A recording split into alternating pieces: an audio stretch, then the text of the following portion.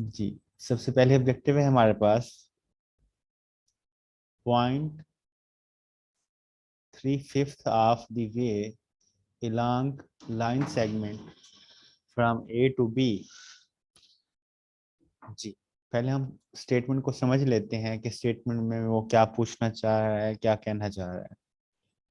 वो कह रहा है कि वो पॉइंट बताएं जो कि 3/5 of the way along line segment from A to B है।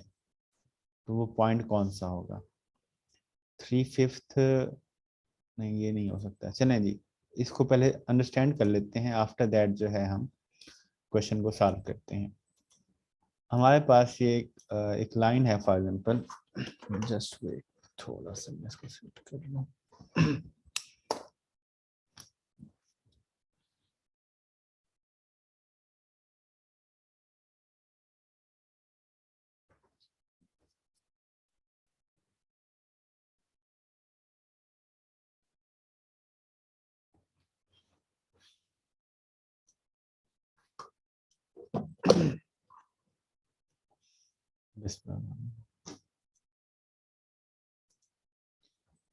ये हमारे पास एक लाइन सेगमेंट है।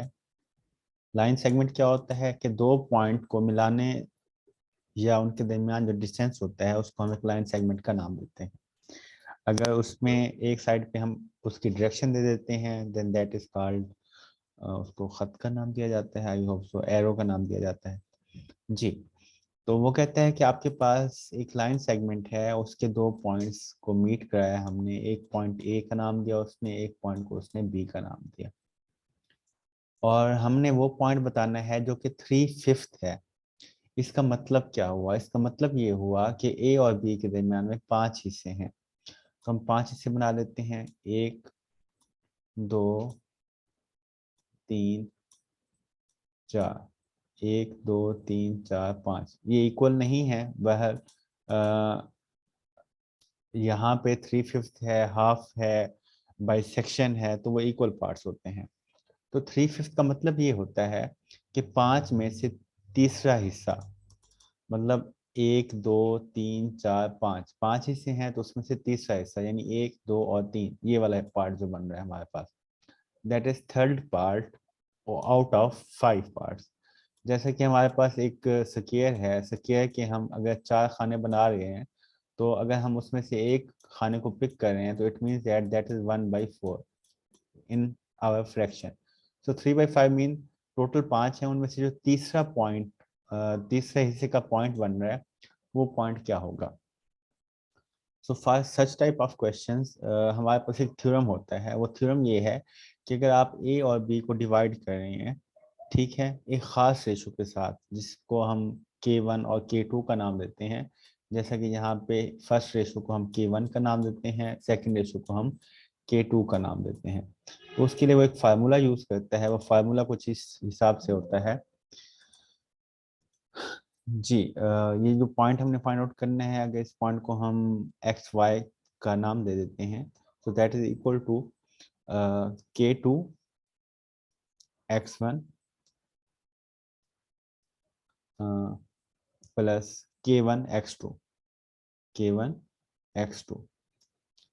Over K1 plus K2। ये सिर्फ x की वैल्यू आएगी, K1 plus K2। Similarly comma, ये x कंपोनेंट आएगा हमारे पास उस पॉइंट का, और जो y कंपोनेंट है वो सेम ऐसे ही है।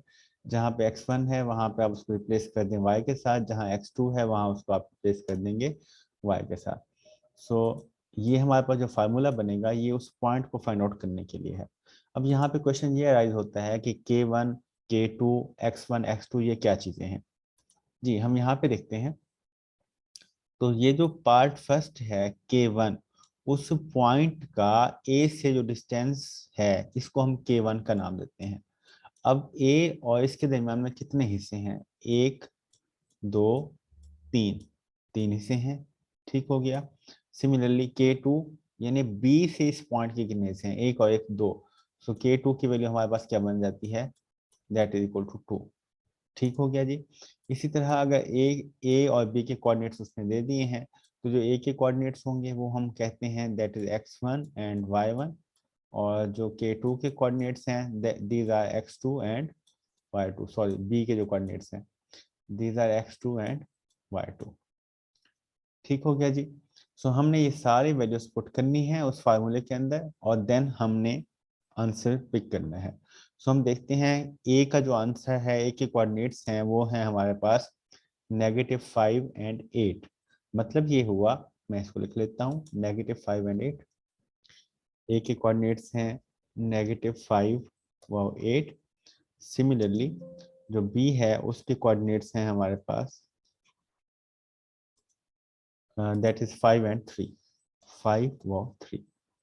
सो मैंने भी बताया कि जो ए के कोऑर्डिनेट्स हैं इनको हम x1 y1 का नाम दे देते हैं, that is our x1 and that is our y1 x1।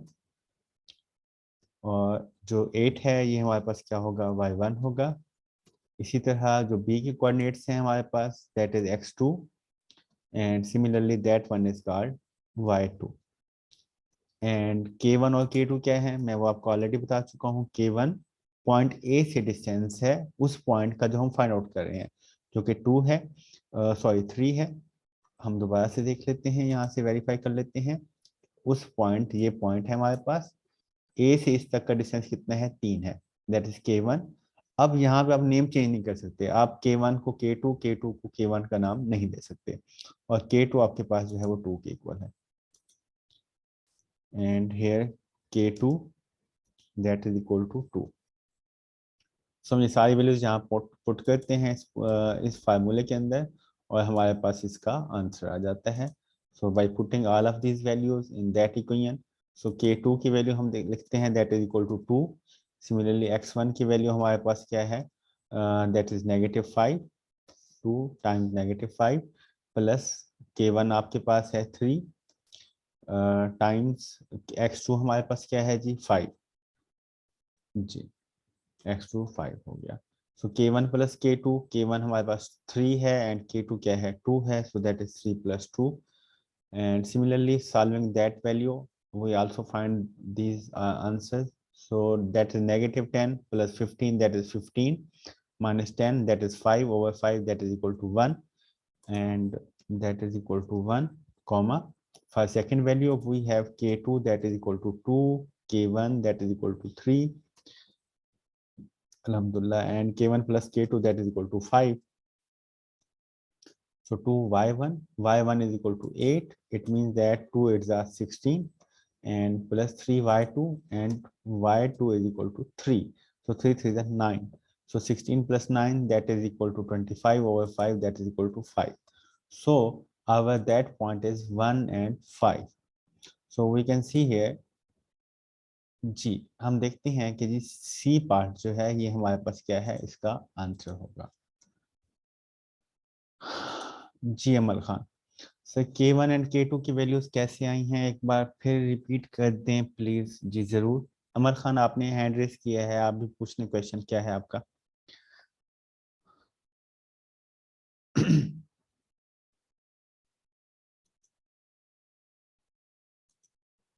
जी, मैं आपके क्वेश्चन के इंतजार में हूँ।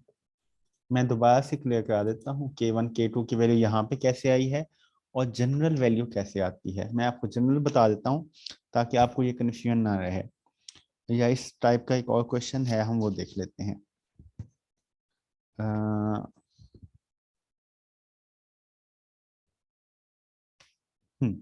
इस टाइप का एक और क्वेश्चन था, मैं वो क्वेश्चन की स्टेटमेंट लिख लेता हूँ। सर हो गया है क्लियर, मैं आंसर बता रही थी, जजाकल्ला मैम, थैंक यू। इस टाइप की एक और क्वेश्चन है, इससे रिलेटेड है, मैं वो क्वेश्चन लिख देता हूँ। वो ये था कि find the points trisecting A and B. Points, यहाँ पे दो पॉइंट्स की बात हो रही है, ट्राइसेक्टिंग ए एंड बी। अब ए के कोऑर्डिनेट्स वो दे देता है हमें, दैट इज इक्वल टू -1 व 4। सिमिलरली बी के कोऑर्डिनेट्स वो दे देता है, दीज आर 6 व 2 जी, points that trisecting A and B. ठीक हो गया जी। अब यहाँ से आई होप तो आपको इजीली क्लियर हो जाएगी बात। ये हमारा क्वेश्चन है। That is question number 1। Trisect का मतलब होता है 3 हिस्से करना। अब यहाँ पे मैं एक बात बता दूं, बाइसेक्ट होता है और होता है ट्राइसेक्ट। बाइसेक्ट का मतलब होता है कि बराबर वाले 2 हिस्से करना, बराबर के। बाई मतलब 2, सेक्ट मतलब हिस्सा, बराबर के 2 हिस्से करना। इसी तरह ट्राइसेक्ट का मतलब यह है कि एक लाइन है, एक पॉइंट है, उसके आपने बराबर वाले 3 हिस्से करने हैं। अब फॉर एग्जाम्पल आप यहाँ पे देखेंगे, थोड़ा सा एक्टिव हो जाइएगा प्लीज। अब वो कहता है ए और बी को ट्राइसेक्ट करने वाले पॉइंट्स बताएं। मतलब ए और बी के 3 हिस्से करने हैं हमने, तो वो पॉइंट्स बताएं जो इनके 3 हिस्से कर रही हैं। अब ए है, दैट इज बी, और 2 पॉइंट्स होंगे, साफ जाहिर है, एक पॉइंट यहाँ पे आएगा, एक पॉइंट यहाँ पे आएगा। अब इन दोनों पॉइंट्स ने इस लाइन के कितने हिस्से कर दिए, 1, 2 और 3।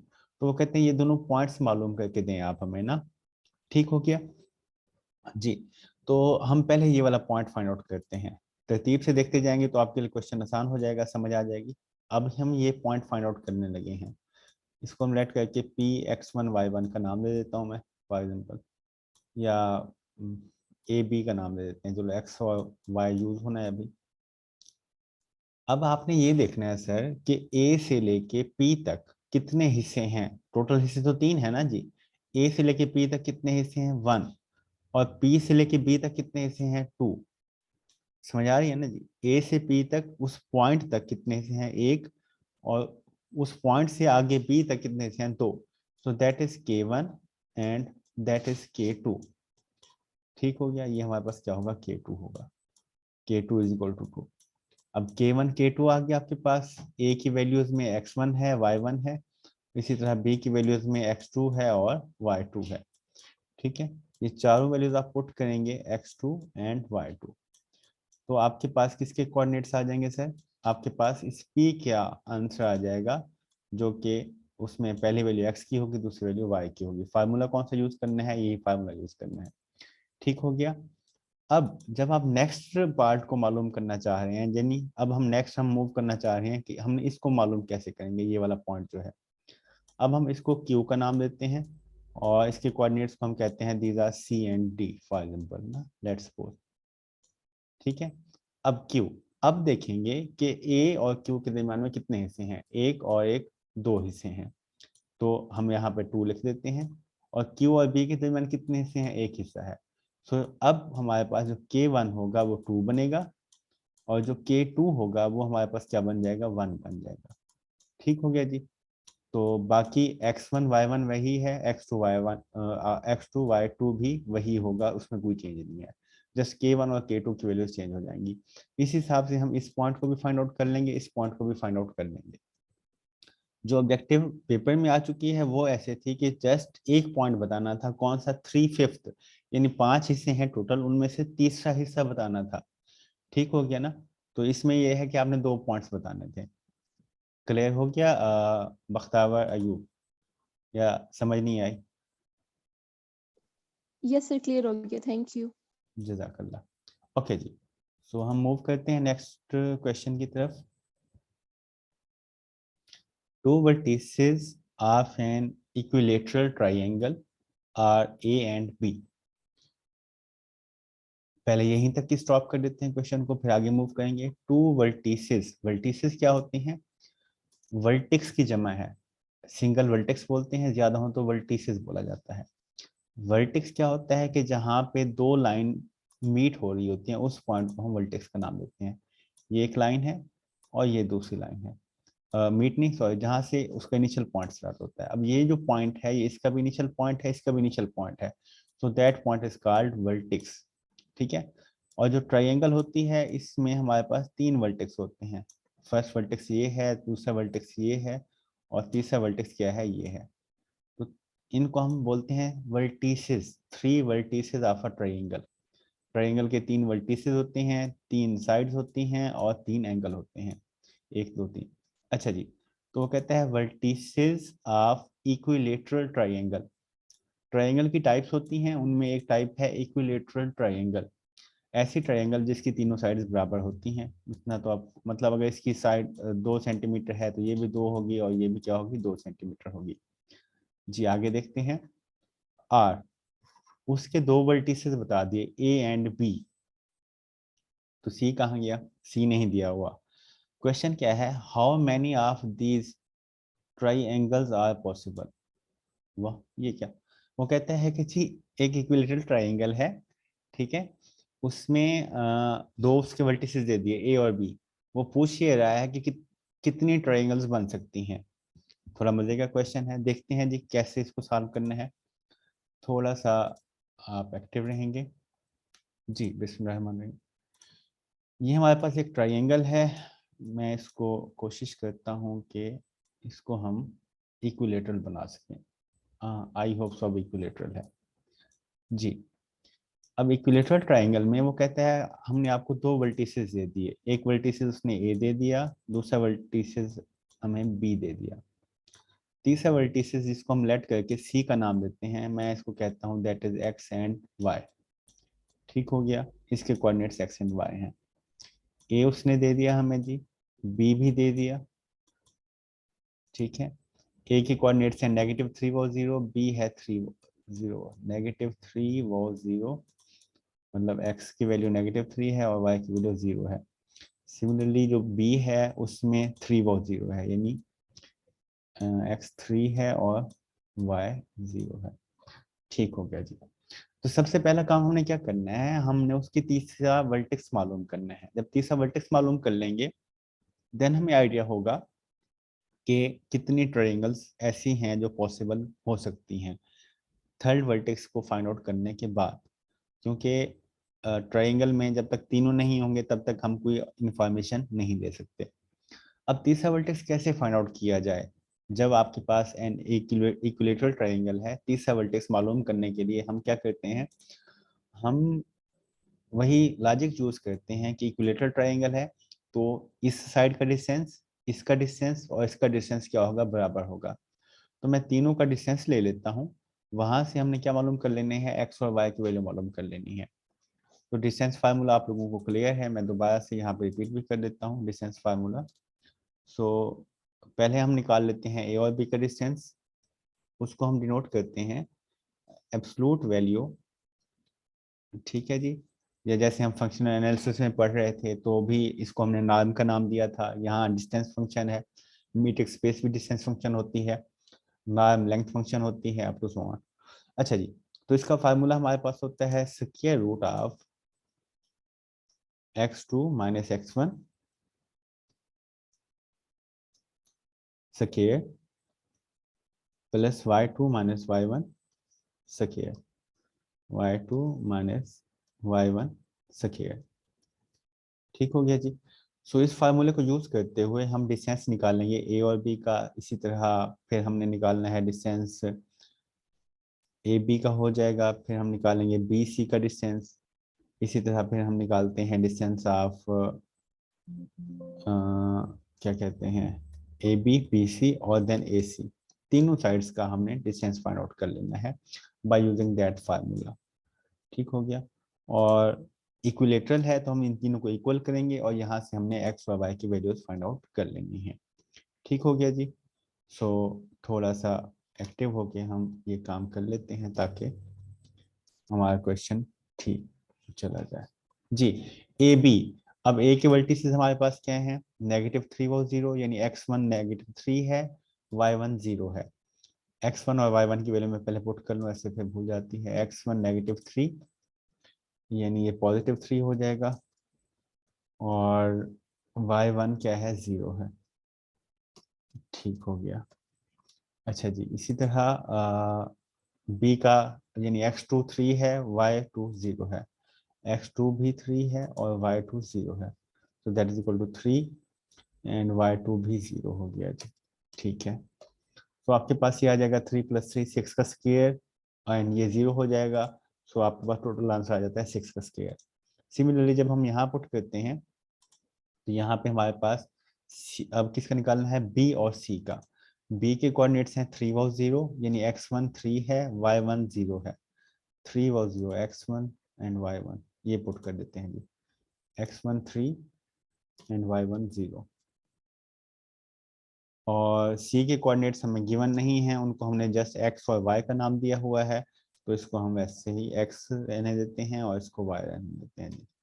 ठीक हो गया। तो इसका आंसर तो कोई नहीं आएगा क्योंकि इसमें अननोन है हमारे पास।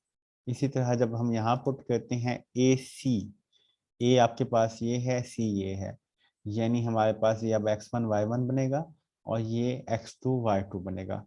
यानी x2 -3 है हमारे पास, जस्ट x2 -3, या उसको x ही रहने देते हैं, x2 -3 -x1, x1 जो है हमारे पास x है, इसी तरह y2 हमारे पास 0 है। ठीक हो गया। तो ये हमारे पास 3 डिस्टेंस आ जाते हैं, जिसमें से एक हमारे पास नॉन है, बाकी जो 2 हैं वो नॉन नहीं है। इनमें हमारे पास x और y की टर्म्स आ रही हैं और हमने यही मालूम करनी है। अब हमारे पास ये सीक्वेंस जो है ये क्या है, इक्विलेटरल ट्रायंगल है। तो इसका मतलब ये हुआ कि ये तीनों डिस्टेंस आपस में बराबर हैं। तो हम लिखते हैं जो बी सी का डिस्टेंस है ये इक्वल है 6 के। सिमिलरली जो ए सी का डिस्टेंस है ये भी इक्वल होगा 6 के। या हम ये भी कह सकते हैं कि ए सी का डिस्टेंस और बी सी का डिस्टेंस ये दोनों आपस में क्या है, ये भी बराबर है। क्योंकि तीनों आपस में बराबर हैं तो हम इसकी जगह पे बी सी का डिस्टेंस लिख देते हैं जी। तो हमने 2 डिस्टेंस को बराबर किया और तीनों को बल्कि बराबर ही कर दिया। अब सब फर्स्ट ऑफ ऑल दोनों साइड में स्क्वायर रूट है, हम स्क्वायर रूट खत्म करते हैं तो आंसर स्क्वायर में आ जाएगा। अब आगे मैथमेटिकल कैलकुलेशन है जो कि आपके लिए बहुत आसान है, तो इसको मैं थोड़ा जल्दी वाइंड अप करूंगा। x-3 का स्क्वायर है और ये x+3 का स्क्वायर है, ये y स्क्वायर है, y स्क्वायर इधर -6x इधर +6x जी। हमारे पास जो बच जाएगा वो इस हिसाब से कुछ बच जाएगा, -6x = +6x। तो हम लिख देखते हैं तो ये बनता है -12x that is equal to 0. So from here we can get value that x is equal to 0. तो x की वैल्यू हमारे पास क्या आती है, 0 आती है। जब हम x की वैल्यू किसी एक इक्वेशन में पुट कर देते हैं, ए सी में पुट करें तो यहाँ पे भी ये भी 6 के इक्वल है, इसके अंदर पुट करें तो भी ये 6 के इक्वल है, तो हमारे पास y की वैल्यू आ जाती है। तो हम यहाँ से y की वैल्यू मालूम करते हैं, यहाँ हम पुट कर देते हैं x को 0। जब x को हम 0 पुट करते हैं so we get 0 - 3 square and we have that value. Square both side पे लेंगे तो हमारे पास ये आ जाएगा 3 का square 9, 9 + y square, 9 + y square, so that is equal to 36 square लेने पे। एंड 36 में से अगर हम 9 को माइनस करें तो हमारे पास ये आ जाता है 27, -27। ठीक हो गया। सो y का जब स्क्वायर खत्म करना है तो हमारे पास इस साइड पे जो आंसर आएगा वो पॉजिटिव में भी आएगा और नेगेटिव में भी आएगा, बल्कि देखो तो वो क्या आएगा, +- √27। ठीक हो गया। इसका मतलब ये हुआ कि y के 2 कोऑर्डिनेट्स आ रहे हैं, x एक कोऑर्डिनेट है, y के 2 कोऑर्डिनेट्स आ रहे हैं। तो हमारे पास कुछ आंसर इस हिसाब से बन जाता है कि x अगर 0 होगा तो y जो है वो √27 होगा पॉजिटिव में, और इसी तरह अगर हमारे पास x 0 होगा तो y जो होगा वो -√27 होगा। तो 2 कोऑर्डिनेट्स बन गए। इसका मतलब है कि हमारे पास ट्राइंगल्स भी कितनी बनेंगी, 2 बनेंगी, क्योंकि c की 2 वैल्यूज आ रही हैं, एक पॉजिटिव में एक नेगेटिव में। ठीक हो गया। तो पॉजिटिव के साथ एक ट्राइंगल बन जाएगी, नेगेटिव के साथ भी एक ट्राइंगल बन जाएगी। So that's our correct answer कि हमारे पास 2 ट्राइंगल्स बन सकती हैं। अब ये तो थी मैथमेटिकली बात। अब लॉजिकली अगर हम बात देखें तो इक्विलेटरल ट्राइंगल जब हम इसको ग्राफ पे स्केच बनाते हैं ना, ग्राफ पे, तो एक पॉइंट है -3 व 0, मतलब एक पॉइंट हमारे पास यहाँ पे है और दूसरा पॉइंट हमारे पास यहाँ पे है। ठीक हो गया जी। अब सी का हमें नहीं आइडिया, अब इक्विलेटरल ट्राइंगल है, इक्वल डिस्टेंस यहाँ पे भी हो सकता है तो ये एक ट्राइंगल बन सकती है। ठीक हो गया। और सिमिलरली अगर आप इसी बात को समझ आ रही है आपको, तो दूसरी ट्राइंगल हमारे पास इसके अपोजिट बनेगी for negative term. Concept clear हो रहा है? अगर आपको वैसे मैथमेटिकली बात समझ ना आई हो तो आप ग्राफिकली देख लें कि एक पॉइंट हमारे पास पॉजिटिव एक्स एक्सिस में था, नेगेटिव में था, -3 व 0, और दूसरा था +3 व 0। तो इसलिए ट्राइंगल अपवर्ड भी हो सकती है और डाउनवर्ड भी हो सकती है, एंड वी हैव 2 ट्राइंगल्स। इसको मैंने दोनों तरीकों से प्रूव किया है, जो तरीका आपको आसान लगे। So there are two triangles which can make by these values. जी, नेक्स्ट क्वेश्चन पे मूव करते हैं। Objective number 3, the xy coordinates axes are translated through point that in xy coordinates, यहीं पे स्टॉप कर लेते हैं अभी हम। इसमें वो कहते हैं the xy coordinate axes are translated, इसका क्या मतलब है कि हमारे पास xy कोऑर्डिनेट क्या होता है। जी, थोड़ा सा आसान करके समझ लेते हैं इस बात को। मैं अगेन रिपीट कर दूं कि जब भी आपके पास क्वेश्चन हो तो क्वेश्चन को समझने पे जितना टाइम आप लगा लेंगे, यही आपका गोल्डन टाइम है। That is a coordinate axis, that is called x-axis, that is called y-axis. These are called coordinate axis. ठीक है जी। तो उसने क्या कहा, उसने कहा the xy coordinate axis, ठीक है, हमने xy नाम ही दिया है, are translated through that point. Translated, हमने ये टॉपिक किया हुआ है, मुझे याद पड़ता है कहीं पे, translation of axis and rotation of axis किया था। तो जो पुराने स्टूडेंट्स चले आ रहे हैं उनको तो ये टॉपिक आई होप क्वेश्चन भी आता होगा, उनसे ही पूछेंगे वैसे हम।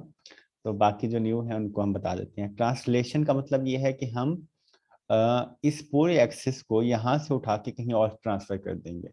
फॉर एग्जाम्पल हम यहाँ से इसको उठाया, यानी ये ओरिजिन है, उसने कहा हमने उसको ओरिजिन से पिक किया है, ठीक है, और हम उसको लेके गए हैं यहाँ पे, फॉर एग्जाम्पल कहीं और वो उसको मूव करा के गया है, एक्स एक्सिस को भी और वाई एक्सिस को भी। That is our X axis, that is our Y axis. So that is our new origin. इसको हम ओ डैश का नाम दिया हुआ है उसने, और उसने ओ डैश के कोऑर्डिनेट्स भी हमें बताए हुए हैं। ओ डैश के कोऑर्डिनेट्स वो बताता है -2 और 3, यानी इसके कोऑर्डिनेट्स -2 और 3 हैं। ठीक हो गया। यहाँ पे तो ये 0 0 थे ना, अब ये यहाँ पहुंचे हैं, तो इसके हिसाब से ये 0 होगा। मेरी बात की समझ आ रही है ना जी। ओरिजिन तो 0 होता है ना जी, लेकिन अब वो यहाँ से उठा के उन्होंने इसको यहाँ पे रख दिया है। अब यहाँ पे इसका ओरिजिन तो ये था, अब यहाँ पे ये तो एक पॉइंट की सूरत में है ये वाला ओरिजिन ना, ठीक है। वो कहते हैं हमने इस कोऑर्डिनेट एक्सिस को यहाँ से उठा के यहाँ पे रख दिया है। आगे पढ़ते हैं। in xy coordinates the coordinates of p, that is 4 और -3, वो कहते हैं एक पॉइंट है इन एक्स वाई कोऑर्डिनेट, वो जो न्यू कोऑर्डिनेट बने हैं ना उनको हम कैपिटल एक्स वाई का नाम देते हैं। थोड़ा सा डिफरेंस रख लेते हैं, that is capital X capital Y, और इस कैपिटल एक्स और वाई के अंदर एक पॉइंट है, ठीक है, ये वाला पॉइंट फाइव हम कह देते हैं। अब इस पॉइंट की हिसाब से कोई ना कोई वैल्यू होगी, इसमें एक्स की भी कोई वैल्यू होगी और वाई की भी क्या होगी, कोई ना कोई वैल्यू होगी। तो वो कहते हैं उस पे उस पॉइंट की वैल्यू है 4 एंड -3, एक्स 4 है और वाई -3 है, एक्स 4 एंड वाई -3, ठीक है। ये उसकी इंफॉर्मेशन है, हम उसको ग्राफिकल पुट करते जा रहे हैं। पूछ क्या रहा है, coordinates of P in X Y coordinate system. Okay, वो कहते हैं कि जी इस पॉइंट को आपने बताना है इस एक्स वाई के हिसाब से, स्मॉल एक्स वाई के हिसाब से। कैपिटल एक्स वाई के हिसाब से तो वो 4 व -3 है, स्मॉल एक्स वाई के हिसाब से वो क्या होगा। ठीक हो गया जी। इसको ग्राफिकल भी डिस्कस कर लेते हैं, मैथमेटिकल भी डिस्कस कर लेते हैं। अब ये देखें, एक्स यहाँ से स्टार्ट है, अब फाइनल पॉइंट यहाँ पे है, तो यहाँ तक जो है ये सारी एक्स की वैल्यू है। सो यहाँ से लेके यहाँ तक जो x है उसने उसको -2 का नाम दिया है, फॉर एग्जाम्पल ना, दैट इज -2, ठीक है। और यहाँ इसका पुराना x तो बाकी है ना जी, ठीक है। अच्छा, इसी तरह y एक्सिस, यानी यहाँ से लेके यहाँ तक प्रीवियस y एक्सिस है, यहाँ से यहाँ तक न्यू y एक्सिस है। तो प्रीवियस वाली वैल्यूज जो हैं वो क्या थी, यहाँ तक y जो था वो 3 था, x क्या था, -2 था। अब ये वैल्यूज बन गई हैं, that is new new X axis, that is new Y axis. तो इसके लिए मैथमेटिकल जो फार्मूलेशन है ट्रांसलेशन ऑफ एक्सिस के लिए, आई होप सो कि आप जो प्रीवियस स्टूडेंट्स उनको आते होंगे। तो जो हमारे पास प्रीवियस होते हैं एक्स और वाई, अगर हमें न्यू एक्स गिवन है तो उसमें हम एच ऐड कर देते हैं, और प्रीवियस वाई को मालूम करने के लिए न्यू में हम के ऐड कर देते हैं। अब एच और के क्या होते हैं, these are points of origin new origin not from old origin.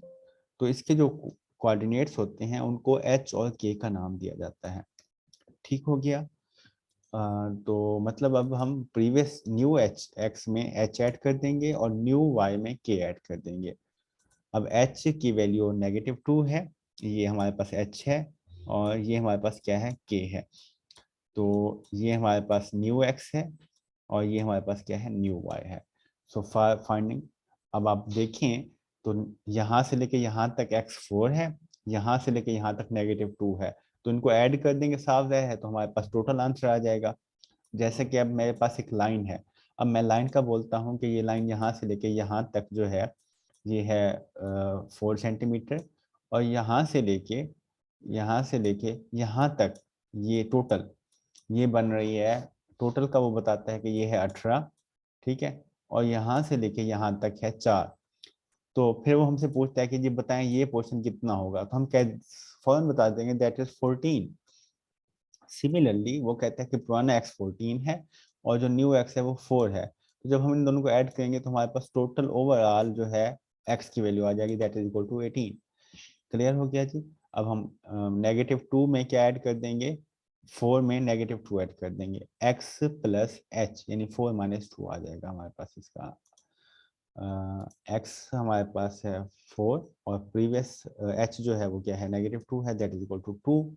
And similarly y plus k, और y जो हमारे पास है वो क्या है, -3, और k क्या है, +3। सो -3 +3 -3 +3 दैट इज इक्वल टू 0। सो आपके पास जो x और y आएंगे वो 2 और 0 होंगे। ठीक हो गया जी। अच्छा, प्रीवियस क्वेश्चन का मैंने सोल्यूशन भी नहीं लिखा, तो वो वीडियो में देख लीजिएगा। हाँ, तो क्या आंसर है, x2 है, y क्या है, 0 है, तो इस हिसाब से हमारे पास जो डी ऑप्शन है जी वो करेक्ट हो जाएगा जी। नेक्स्ट ऑब्जेक्टिव पे आते हैं, कोशिश करेंगे 3 मिनट में हो जाए, 3 मिनट बाकी हैं। The equation of line bisecting the first and third quadrant. वो कहता है क्वाड्रेंट सिस्टम, जैसे हमने ये डिस्कशन की थी, वो कहता है इक्वेशन ऑफ लाइन बताएं जो कि फर्स्ट और थर्ड क्वाड्रेंट को क्या करिए, बाइसेक्ट करिए। अब बाइसेक्ट का मैं आपको आइडिया पहले दे चुका हूँ, हाफ करना, ठीक है जी। अब ये फर्स्ट क्वाड्रेंट है, ये सेकंड क्वाड्रेंट है, ये second, first, second, third and fourth. तो वो कहते हैं एक लाइन है जो कि फर्स्ट और थर्ड क्वाड्रेंट को क्या कर रही है, बाइसेक्ट कर रही है। बाइसेक्ट मतलब हाफ कर देना। अब यहाँ टोटल एंगल 90 था, तो इस लाइन ने 45 बना दिया यहाँ पे भी और यहाँ पे भी, ठीक है। इस लाइन की हमने क्या मालूम करनी है, इक्वेशन मालूम करनी है। सो ऑलवेज रिमेंबर, जब भी आपने किसी लाइन की इक्वेशन मालूम करनी हो तो वो होती है y minus Y one is equal to m times x minus x1। इसके लिए हमें दो चीजें चाहिए होती हैं, एक चाहिए होता है पॉइंट x1 y1। ये पॉइंट कौन सा होता है बताता हूँ, m क्या होती है, स्लोप होती है, ठीक है। अब ये पॉइंट क्या है जिसमें से लाइन पास हो रही हो, या इसका ओरिजिन पॉइंट हो या इसका फाइनल पॉइंट हो, नो इशू। अब हम देखते हैं, तो ये लाइन ओरिजिन में से पास हो रही है, ठीक है ना। ओरिजिन पॉइंट पे x भी 0 होता है और y भी क्या होता है, 0 होता है। मेरी बात की समझ आ रही है ना जी, x भी 0 है और y भी क्या है, 0 है हमारे पास। तो हम इस पॉइंट को मेंशन कर देते हैं, जो पॉइंट x1 y1 है हमारे पास, x1 y1 that is equal to 0 and 0 0 0। Clear हो गया जी। चलो जी, m क्या है, m स्लोप है, इसका फार्मूला होता है tan थीटा, और एंगल कितना बन रहा है, एंगल है 45 डिग्री। वैसे कल किसी को अगर याद रह जाए तो याद दिलाइएगा, मैंने इसके एंगल को भी डिफाइन करना है, दैट इज कॉल्ड इंक्लिनेशन। तो tan 45 इक्वल टू 1। तो m और x1 y1 की वैल्यूज हम यहाँ पुट करते हैं, तो हमारे पास इक्वेशन ऑफ लाइन आ जाएगी। So that is y minus y1 हमारे पास 0 है। इसी तरह m that is equal to 1, x minus x1 भी क्या है हमारे पास, 0 है जी। So we have equation that is equal to y is equal to x. So from here we get answer that is equal to y minus x or x minus y that is equal to 0. So that's our answer. So ji x minus y is equal to 0, ये a part इसका क्या है, answer है। Meeting time and है। इंशाल्लाह objective number 5 हम कल discuss करेंगे जिंदगी रही तो। जी कोई क्वेश्चन है तो आप पूछ सकते हैं। जज़ाकल्लाह।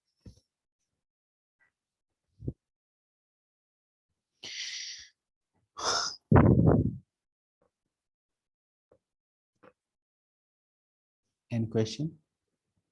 समझ आया लेक्चर?